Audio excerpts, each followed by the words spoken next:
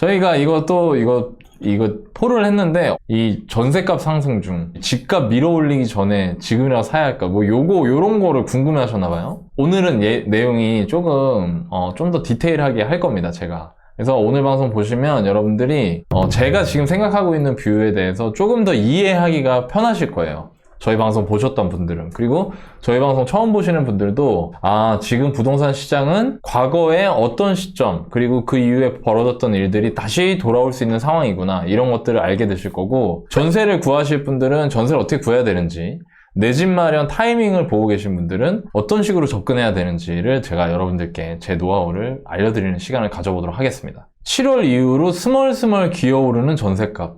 이거 뭐 바퀴벌레야? 네, 그래서 스멀스멀 기어오르는 전셋값, 다시 전세대라 놀라. 11월 6일 기사입니다. 최근 기사죠? 조선일보 기사입니다. 매물이 40%가 줄었대요, 전세 매물이. 그리고 강북에서도, 강남뿐만 아니라 강남도 아닌 강북에서도 억대로 지금 전세가 올랐다.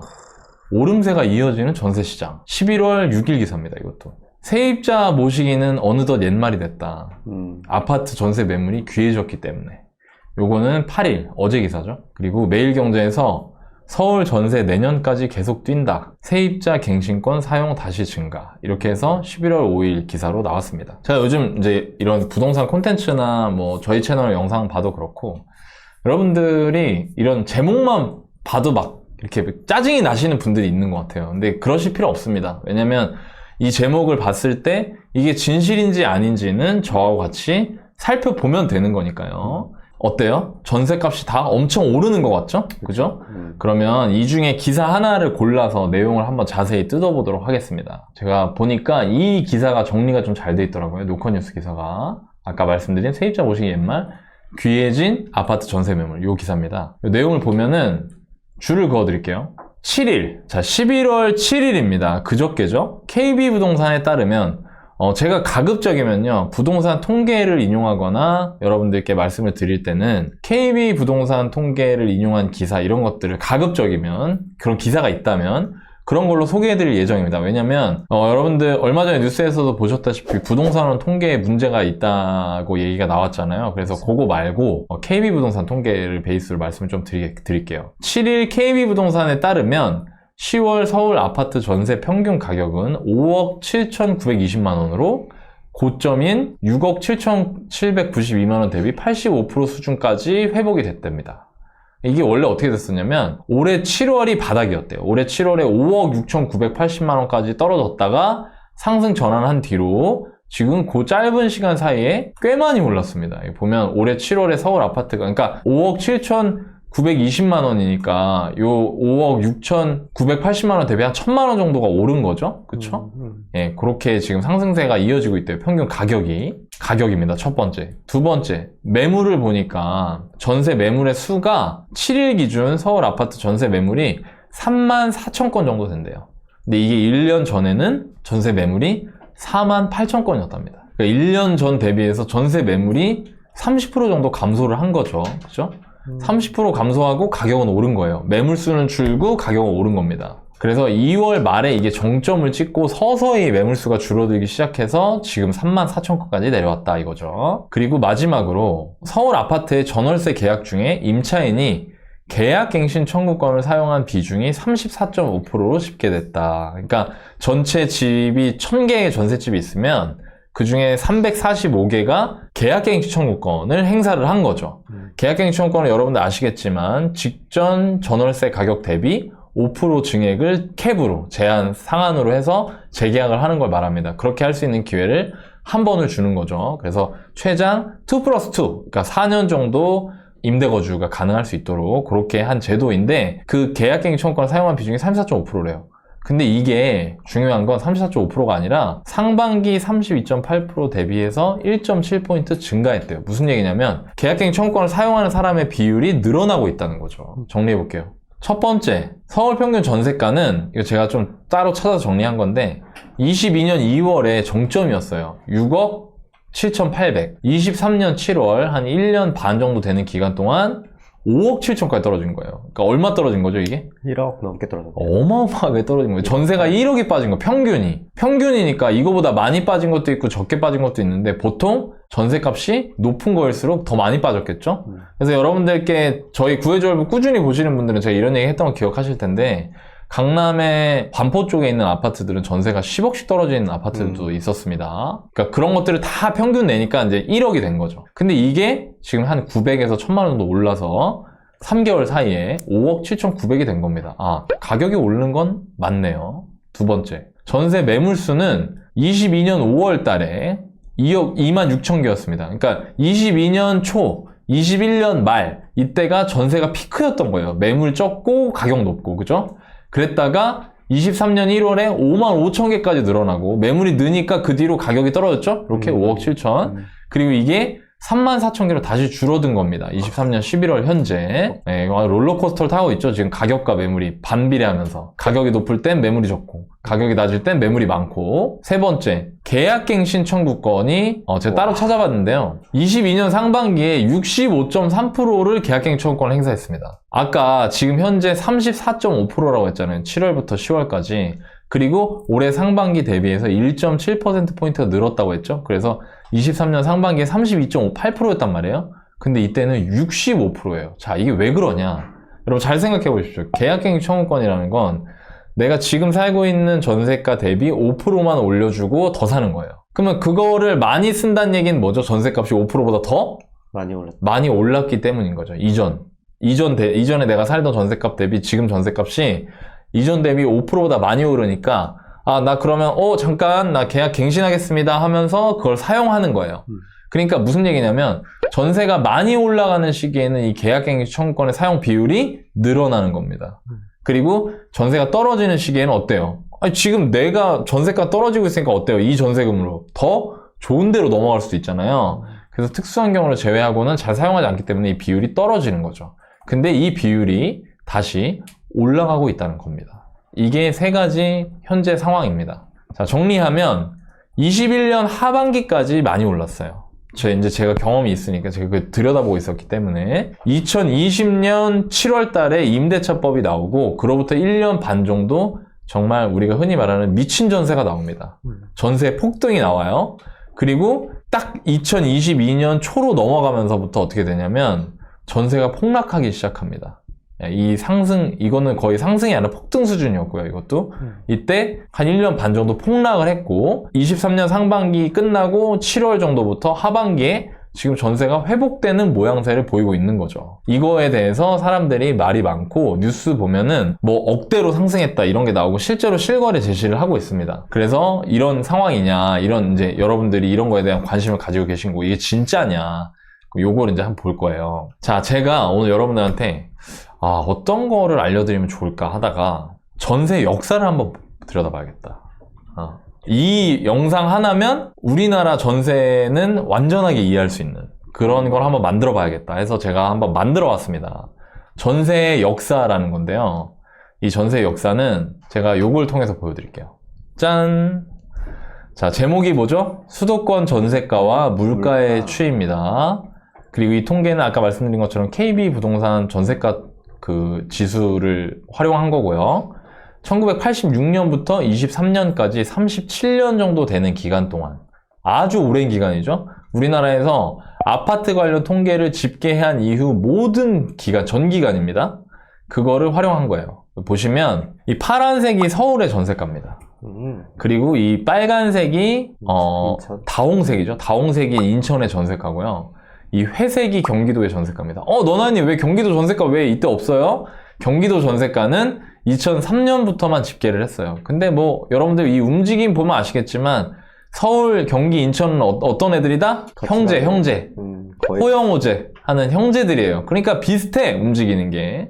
그리고 제가 하나 더 그어놨어요. 뭘 그어놨냐? 이 노란 거. 자, 이 노란 게 뭐냐? 서울의 물가입니다. 그리고 요거는 0, 20, 40, 60, 80 요거는 요 비율입니다. 비율. 그러니까 만약에 이때 100인 게 2023년 초인가 그래요. 그러면 2023년 초 대비해서 1986년에는 전세값이 10분의 1이었다는 거죠. 이해되십니까? 무슨 얘기인지. 그리고 물가는 어때요? 물가도 계속 올랐죠? 근데 이 둘의 기울기를 보세요. 여러분 어때요? 거의 비슷합니다. 그래서 여기서 정리를 한번 하나씩 해볼게요. 잘 따라오십시오, 여러분. 중요한 얘기입니다. 첫 번째, 전세는 물가입니다, 물가. 그래서 이렇게 꾸준히 물가처럼 오르는 겁니다. 다만 어떤 때는 이렇게 빠지고 떨어지죠, 지금? 어떤 때는 이렇게 많이 오르고 또 떨어지고 오르고 오르고 떨어지고 오르고 떨어지고 막 이렇게 되지만 결과적으로는 거의 비슷비슷하게 움직인다 이겁니다. 자, 이제부터 좀 뜯어볼게요. 전세가가 떨어졌던 시기가 있습니다. 이 37년의 역사 중에 전세가가 떨어졌던 시기는 5번 있습니다. 5번. 첫 번째 97년, 98년. 요때죠, 요때. 요때 처음으로 이렇게 푹 꺼지잖아요. 근데 이때 떨어지는 거 보세요. 이때 어떻게 떨어져요? 살벌하게 떨어집니다. 살벌하게. 엄청나게 많이 떨어졌어요. 이때가 역사상 최대로 많이 떨어졌습니다. 전세값이. 그리고 2002년부터 2005년 사이에도 전세가 이렇게 떨어집니다. 보이세요? 꺾이는 거? 그리고 08년에서 09년 사이에 약 한 9개월 정도. 어디에요, 너나이님? 여기입니다, 여기. 여기 잠깐. 픽 떨어지죠, 픽. 귀엽게. 픽 떨어지죠? 요때. 그리고 2018년에서 19년 사이, 여기서부터 이렇게 서서히 녹아내리죠? 요때. 그리고 최근, 이때. 자, 최근 하락폭 보세요, 여러분. 많이 떨어졌죠? 살벌하게 떨어진 겁니다, 최근에도. 상승기는 언제냐? 나머지 전 기간입니다. 이 5개, 37년 동안 이 5개를 빼고 나머지 기간엔 전세가 다 올랐어요. 자, 정리해 볼게요. 그럼 37년간 5번의 전세 하락기는 어떻게 된 겁니까? 도대체 이유가 뭡니까? 너나이님. 오늘 주제가 뭐다? 전세의 역사다. 제가 다 설명해 드릴게요. 97년부터 98년 사이에 IMF가 터졌어요. 자, IMF가 터졌습니다. IMF는 국가 경제 위기예요. 거시적 위기입니다. 자, 이때 어떤 일이 펼쳐졌냐? 이때 당시에 뭐 4.5정 이런 말이 나오기 시작했습니다. 갑자기 정리해고를 막 해. 채용을 안 해. 이 전만 해도요, 제가 회사 다닐 때 이때 당시에 입사했던 저보다 한 10년 입사 선배님들한테 얘기를 들어보면 나는 뭐 1000명씩 뽑았다. 신입사원을. 근데 이때 이후로 이제 그런 게 없어졌어요. 막 신입사원 그렇게 많이 안 뽑았어요. 그래서 1년 반 정도 전세가 떨어지는데 이 전세가 왜 떨어진 거냐면 이렇게 떨어진 거예요. 중요한 포인트들이 있어요. 여러분 이 역사 안에 다 있습니다. 왜 그랬냐면요. 처음부터 전세 떨어진 게 아닙니다. 처음에 뭐가 떨어졌을까요? 매매가 떨어졌습니다. 왜 매매가 떨어졌죠? 회사 지금 잘리고 지금 먹고 죽을 애도 없는데 지금 회사 다 도산하고 이거 집 팔아서 빚 갚고 해야 되는 거예요. 소득이 없으니까. 자영업 하시던 분들 뭐 조그만하게 사업하시던 분들부터 시작해서 회사 다니시던 분들도 갑자기 하루아침에 일자리 잃으니까 어떻게 돼요? 집을 팔아야 되는 거야 이제. 먹고 살아야 되니까. 집에 매물이 나와. 근데 매물이 나오는데 살까? 안 사요. 근데 팔아야 돼. 근데 안 팔려. 그러니까 어떻게 하냐면 그걸 전세로 돌립니다. 그러면서 전세가 막 쌓였어요 이때. 그래서 한 1년 반 정도 전세가 갑자기 막 쌓이면서 아예 그냥 거래가 안 됩니다. 그리고 또 하나는 이런 거시경제적 국가 경제에 메가톤급 위기가 왔을 때 무슨 일이 벌어지냐면 일단 이사 수요가 사라져요. 그러니까 이사 자체를 안 하려고 해. 그러니까 집을 내놔면 공포 때문에 매매도 안 하는 데다가 그래서 아이고 전세 돌려야지. 전세 돌렸는데 이사도 안 해. 그러니까 이게 전세값이 엄청 떨어졌던 겁니다. 그리고 그거는 제 옆에 기간을 써놨어요. 한 1년 반 정도 갔습니다. 역전세난이. 그리고 그 다음이 2002년부터 2005년. 자, 2002년. 네, 여기는 지금 다 저 고인물들이라서 월드컵을 다 봤던 세대들이 있습니다. 자, 2002년에 월드컵 있었죠? 그리고 2002년 월드컵 때만 해도 여러분 잘 생각해보세요. 98년이 IMF잖아요. 불과 4년 만에 나라가 어떻게 된 거예요? 나라 망하네 뭐하네 하다 4년 만에 어떻게 됐어? 갑자기. 야, 우리는 4등이야. 우리 4강이라고 막 아시아 최고야 막 이 꿈은 이루어진다. 이거 했었잖아요. 그죠? 그죠? 그게 무슨 얘기냐면 IMF를 빠르게 극복하고 경기나 이런 여러 가지 시그널들이 좋아졌던 겁니다. 자, 좋아지니까 어떻게 하냐면 막 분양을 하는 거야. 자, 이제 회복한다 하면서 분양을 했어. 98년 IMF 졸업하고 99년, 2000년 요때 분양을 많이 합니다. 2000년, 2001년 이때. 그리고 이때 당시 유행이었던 게 이거예요. 주복이랑 오피스텔. 이때 이게 아주 난리였어. 이 주복이랑 오피스텔이 이때 처음으로 주택의 개념으로 등장을 합니다. 우리나라에. 그러면서 이 입주 물량이 터졌는데 이 시기에 서울의 입주가 5만 세대 넘기가 어렵거든요. 근데 이때 1년 동안 7만, 8만 세대가 들어갔어요. 와, 진짜 많이 들어갔네. 어마어마하게 들어간 거죠. 그러면서 2년 반 동안 입주 물량으로 인해서 전세가 갑자기 막 쌓이기 시작하고 안 나갑니다. 자, 그 다음이 0809년인데요. 2008년에 금융위기가 빵 터집니다. 금융위기 터지고 그 다음에 입주 물량이 어떻게 되냐면 반포, 삼성, 잠실, 문정 이런데 문정이 좀 빨랐고요. 제 기억으로는 반포, 삼성, 잠실 이쪽에 세대수가 막 3만 세대, 4만 세대가 막 들어갑니다. 금방에. 그러니까 이때도 입주 폭탄이 떨어지니까 어떻게 되냐면 전세가 막 남아도는 거예요. 새 아파트가 막 들어가니까. 거기다가 또 금융위기 터져가지고 분위기도 안 좋아. 그래서 이때 역전세난이 생겼는데 이게 1년 미만으로 갔어요. 한 9개월밖에 안 갔습니다, 이게.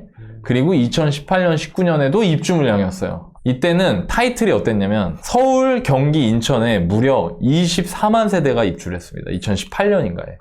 어마어마한 물량입니다. 24만 세대면 집만 24만 개가 들어간 거예요. 그럼 그 집에 한 집당 3명이 산다고 해봐요. 그럼 몇 명이 필요한 거야? 72만 명이 지금 필요한 거야. 그 집을 채우려면.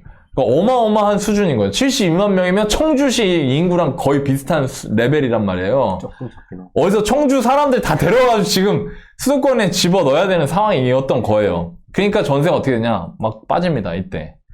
저도 이때 역전세로 많이 힘들었어요. 자, 이런 히스토리 갖고 있습니다. 대부분 국가 경제의 위기 혹은 입주 물량이었죠, 전부 다. 그런데 최근에 어떻게 됐냐? 일단 가격이 내려온다는 거는 그 전에 가격이 어땠다는 거죠? 많이 올랐어요. 그럼 왜 올랐느냐? 2020년 7월에 임대차법이 나옵니다. 그러면서 시장이 약간 왜곡됐어요. 그래서 전세가가 갑자기 막 폭등을 합니다. 왜 그랬냐면 임대차법을 한다라고 하니까 사람들이 빨리 계약갱신을 하려고 합니다. 2년 2+2 빨리 계약갱신해서 여기서 2년 더 살아야지. 그리고 그렇게 하면서 계약갱신을 하니까 기존 전셋집이 전세 물량으로 안 나왔어요. 물량이 나오는 게 몇 개 안 됐습니다. 몇 개 안 되니까 그거 가지고 또 새로운 임차인들이 경쟁이 붙는 거죠. 그러면서 가격이 급등을 했어요. 자, 그런데요, 여러분.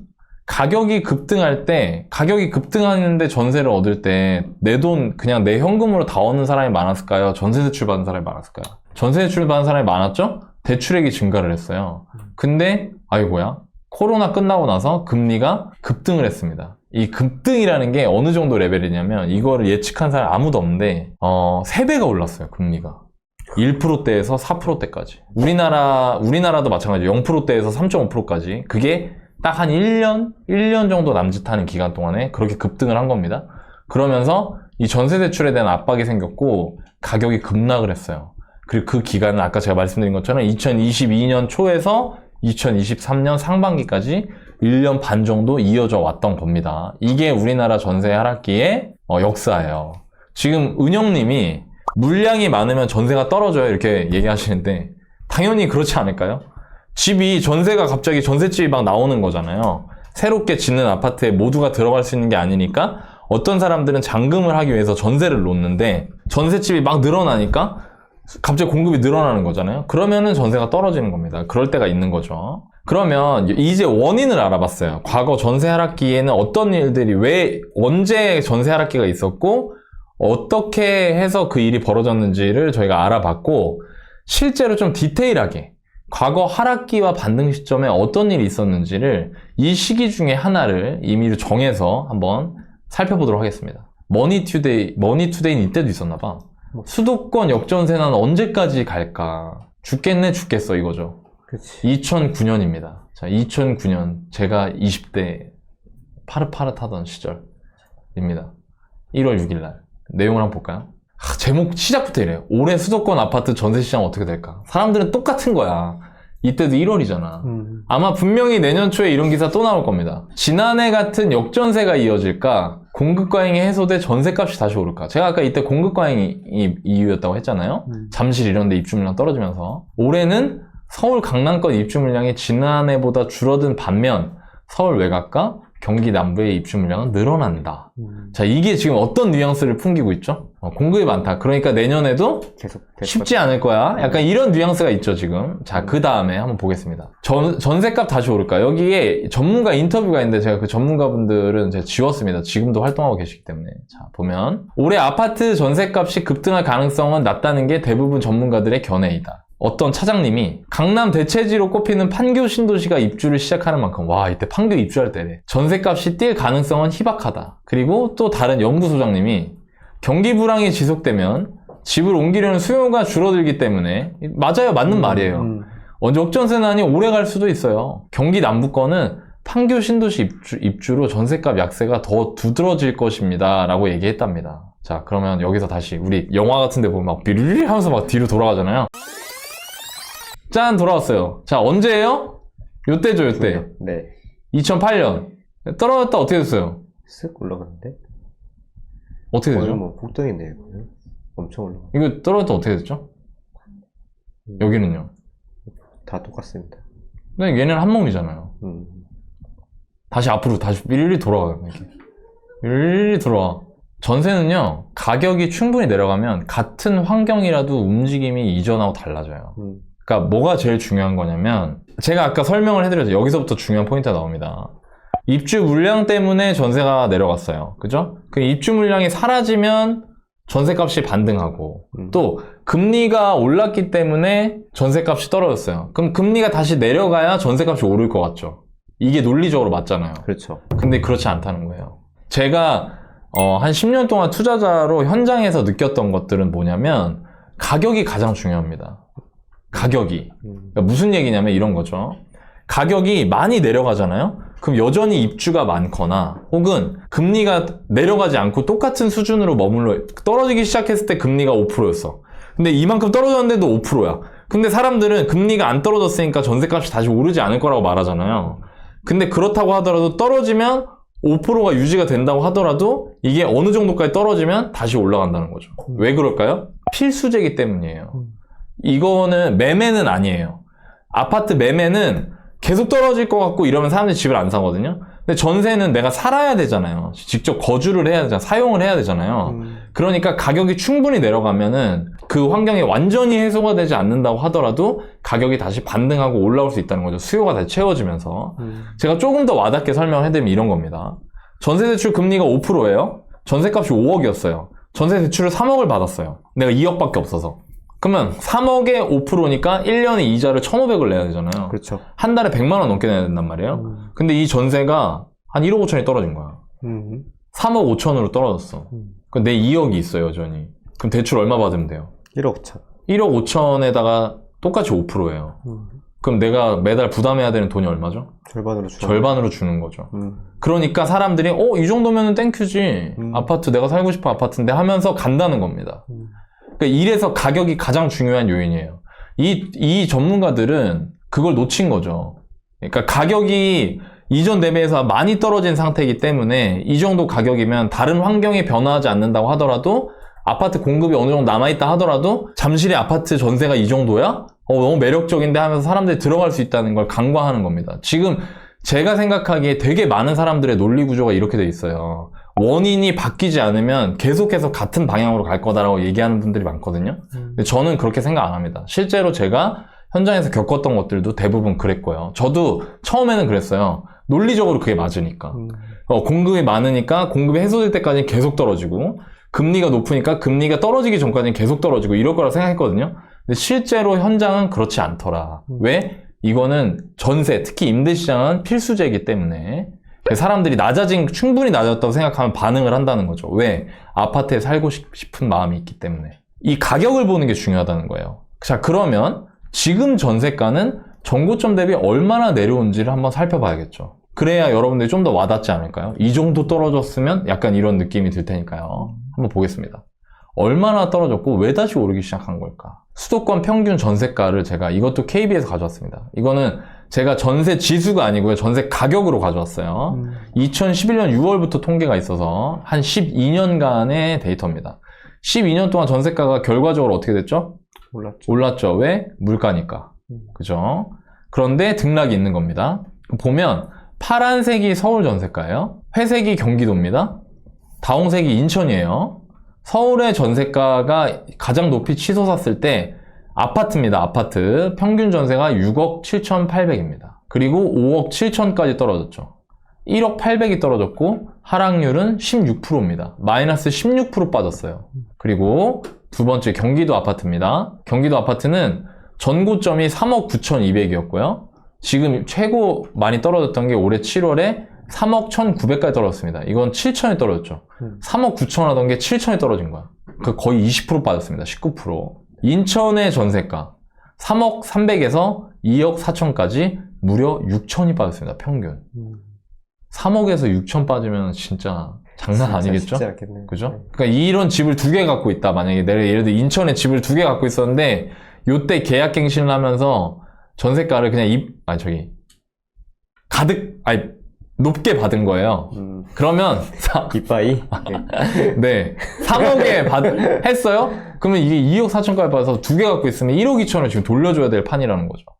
이렇게 많이 떨어졌다 이겁니다. 이게 21% 빠졌어요. 직전 대비 20% 가까운 하락이 일어난 상태고, 이거는 이전 전세 하락기 중에서도 거의 IMF를 제외하고 가장 큰 폭의 전세 하락입니다. 이게 팩트입니다. IMF 때는 이거보다 더 빠졌어요. IMF 때는 거의 30% 이상이 빠졌거든요. 전세가가. 근데 지금은 그 정도는 아니지만 IMF를 제외한 나머지 3번의 전세 하락 중에 지금보다 전세가 많이 떨어진 적이 없다 이겁니다. 그런데 이전에 역전세 난들이 다 어떻게 됐어요? 길면 2년 반이 갔어요. 짧으면 9개월이 갔습니다. 근데 지금 이번 전세 하락은 1년 반이 됐죠? 그쵸? 1년 반이 지나고 지금 바닥을 찍고 다시 올라가는 모습을 보이고 있다 이겁니다. 자, 가격이 낮아진 상태이기 때문에 이 고점일 때 똑같은 전세대출 금리라도 가격이 낮아졌기 때문에 매력적인 거예요. 그런데 전세대출 금리도 조금씩 내려왔죠. 네, 그런 일이 있었던 겁니다. 자, 그러면 앞으로 어떻게 될까, 전세. 여러분들 이거 궁금하실 겁니다. 제가 이거를 제 뷰를 보여드릴게요.